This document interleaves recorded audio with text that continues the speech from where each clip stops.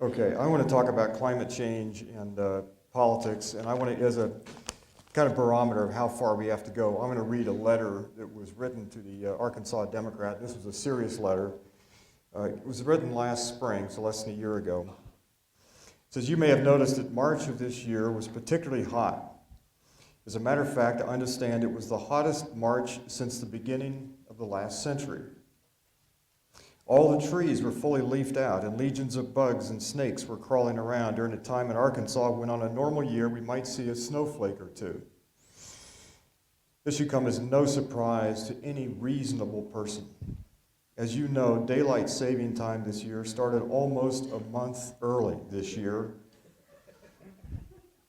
You would think that members of Congress would have considered the warming effect that an extra hour of daylight would have on our climate. Or did they? Perhaps this is another plot by a liberal Congress to make us believe that global warming is a real threat.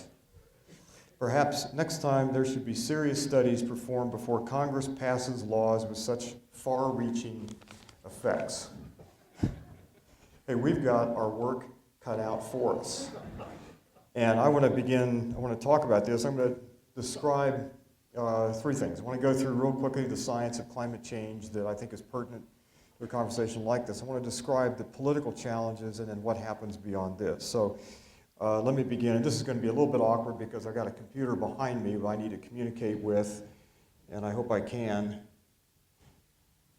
This is going to require a change. Just a second.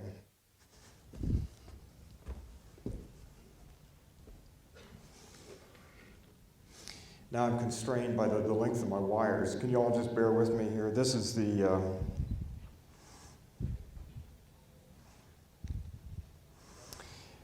what has been called the perfect problem.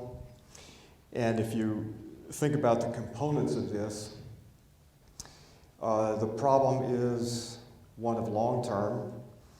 It's one that invites a lot of skepticism because the science is complicated.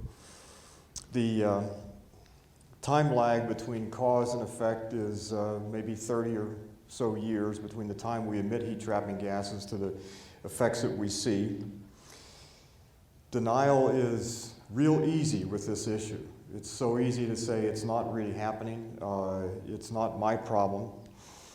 It's a issue that has gotten caught up in the partisan disputes between right and left. It's a problem of motivation and collective action. How do we summon the wherewithal to act collectively, especially when the main beneficiaries will be far into the future? And then it pits nation against nation. It's a global, national kind of problem, so that if we, quote, sacrifice here, then other countries, let's say the developed countries, are not sacrificing nearly as much. So it's a real problem in more ways than I think we typically have faced.